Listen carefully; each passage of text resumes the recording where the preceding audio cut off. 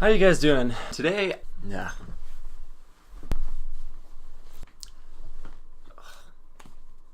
five things. I just want to share that I have. Today, Hey everyone, my name is Walter Farrow, and today I want to share with you 5 tips for getting over creative blocks of any kind.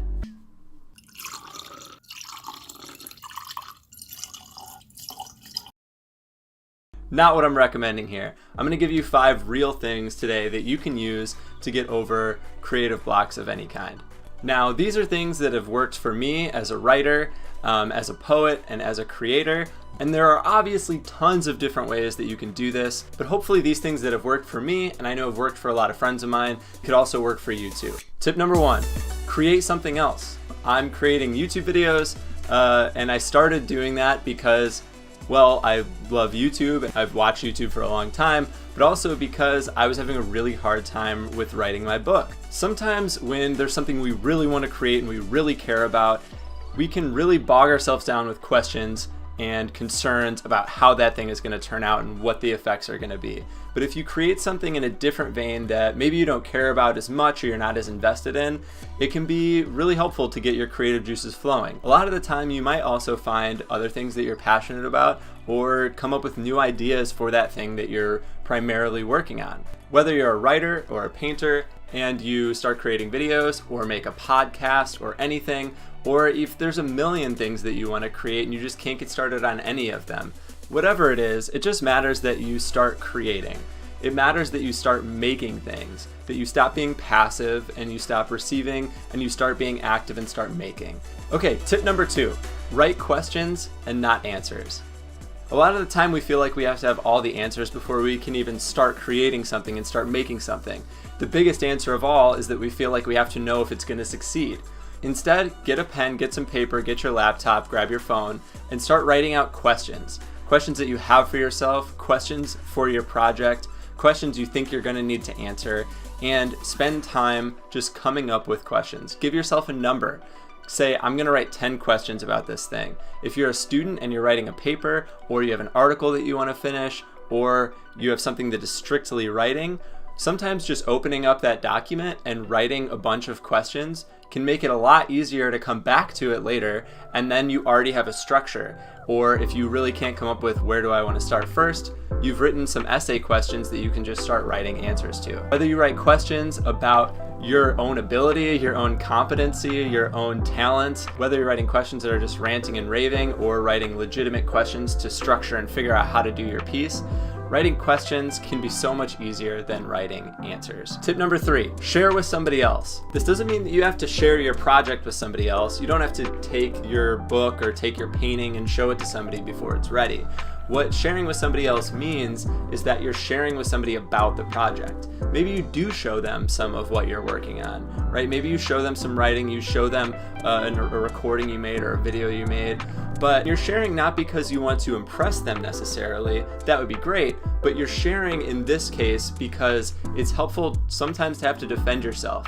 When you share with somebody else and they have questions or criticisms, sometimes you can come up with a lot of answers. I do want to caution you though that sometimes sharing progress too early can make it feel like we've already finished something and can take away some ambition. So sometimes it's good to still keep some of it to yourself so you feel like you haven't accomplished this project before it's done. Tip number 4, do an imitation exercise. So in school, when I'm teaching writing, I've asked my students to do an imitation exercise where I'll say, pick your favorite author and try to imitate their style, right? But doing an imitation exercise can be done in any form of creativity.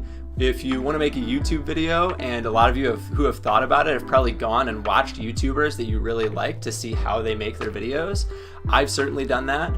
If you're a writer, going and imitating another writer's style. If you're a painter, trying to do post-impressionism or something that is going to just get your juices flowing can be really helpful. But it's not just imitating their style or imitating another person's way of doing things. It can also be imitating their process. Ernest Hemingway used to wake up really, really early, not really eat or drink, maybe water and coffee, and he would write until noon. Then at noon, he would start drinking. But he did this process really regularly, largely because he sort of felt that being a little tired and a little bit hungry made him more creative. I find that that kind of works for me too, but Maya Angelou used to rent hotel rooms so that she had a different space to write in.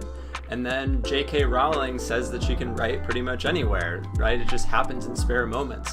Jerry Seinfeld used to have a calendar on his wall, and he would make a mark on it for every day that he sat down and he wrote. Whether that was writing one word or writing a full comedy set, he felt accomplished if every day he could put something down in that calendar, and he just said that he had to do that. So imitate somebody else, do something in someone else's voice, maybe to just get outside of yourself, or imitate somebody else's process so that it's an experiment, maybe with less pressure, but that might still get you to sit down and work. Tip number 5, the last tip, is stop doing the thing. Stop working on that paper, stop working on that painting, stop making that video, stop editing, and do something else. Go out and hang out with your friends. Go play a sport. Go to the gym. Go play some video games. Take your dog for a walk. Play with your cat. Do something that is active that can still get your mind somewhere else. It can be really helpful to step away from something and let your subconscious just sort of do the work for a while, right? So you're not consciously thinking, but your subconscious is compressing that idea. And then when you finally sit down after some time away, that thing can expand and explode, and all of your ideas can start coming out, right? So I studied 20th century literature. Again, Hemingway used to say when he stopped writing, he stopped thinking about the writing. So that when he would walk away, he would let his subconscious work and he would just do something else. The only thing that I would say is don't do a thing that's strictly passive. Instead of just sitting down and consuming and maybe watching a ton of videos, it's good if you're learning, but if you just go and binge Netflix for 6 hours, that's not really the type of thing that I'm talking about. There's a time for that for sure, and I do that for sure. But doing something else that's active can just get different parts of your brain moving and working. And it can take the part of your brain that's really struggling to get done the project you're working on and make that part of your brain take a back seat, so that when you come back and you sit down and work on your project, there's a lot more parts in the same room working together instead of just that one part of you that only cares about this project. And then all of those parts can converse and create different ideas, and you can be creative again. Maybe a bad analogy, but I find that that really works, and I think that a lot of people that are creative find that after they went out and had a drink with one of their friends, or they went and, played whatever, that they come back with new ideas, or new ideas come up. Whatever. I hope that was helpful for you. If it was, please let me know. If you've tried any of these things and they work for you, I'd love to hear about it. But I'd really like to hear if there's anything else you do to get over creative blocks in your life. If you are working on something and you get stuck, what do you do to get over that? These are just 5 things that I know have worked for me and worked for some people that I know.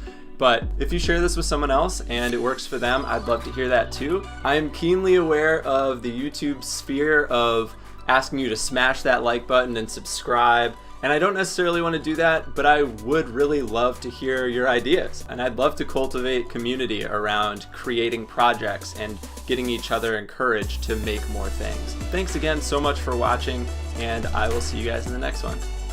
Bye. Oh, and real quick, I am using the lowest quality cheap mic that I can. A lot of you probably recognize it just from the back of it. I know the quality in the last video and this one's not the best. I have a new mic on the way, also that's kind of cheap. The quality should get better then, but if you have any other tips outside of the content of this video for how I can improve these things, or just ideas that you want to see, or things that you want me to talk about, questions that you have, I would be more than happy to answer those questions. But that's it for me. Thanks so much. Bye.